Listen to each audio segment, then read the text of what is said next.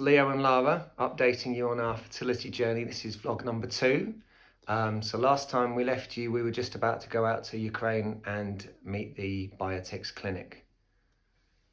So we arrived to the airport and we waited 5-10 minutes, and we had a gentleman who came and picked us up. He had a BioTex Board. board in his hand, and then he took us straight away to the hotel, which was really lovely. It was called Venice Hotel, and we had dinner on the same night that night, and we had lovely food throughout. It was all kind of breakfast, lunch, and dinner, all like a buffet style. We were really impressed. And then what did we do next? Well, they would chauffeur us to and from the clinic for the appointments. Yeah. So Dorina was our coordinator, and she was there to help navigate us through the signing of the contracts and meeting with the doctors, and she translated everything. I have to say she's been fantastic. Her English is very good, and she always answers our emails very promptly, so we're very happy with Dorina. She was often, when I arrived to Kiev, I had to go to a few clinics, and I think that for blood test and the pelvic ultrasound. So Dorina came in with me and she was translating. And if I had any questions, she was really, really helpful throughout. And then everything went really well. We had spent quite a lot of time having to sign loads of papers. We took away all the copies of the papers. Actually, whilst we were in a waiting room, we met other couples, which was actually really helpful. Yeah, that was reassuring. There was a few couples there signing contracts and well, actually negotiating with embassies because they had a baby to take home. So that was also a very good sign.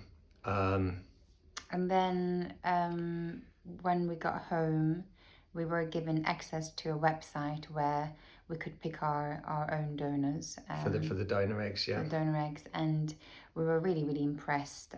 There were about 800 people. A vast selection, and not only photos, but there would be a video too, where you get to learn much more about the girl, their sort of background, their education, and the things you can't see from a photo, the way they talk, the way they sound. And exactly, I really liked how even the sound or the tone of the voice, their voices, you could hear. They were speaking in Ukrainian, and then there also were subtitles in English, so you kind of knew what they were talking about.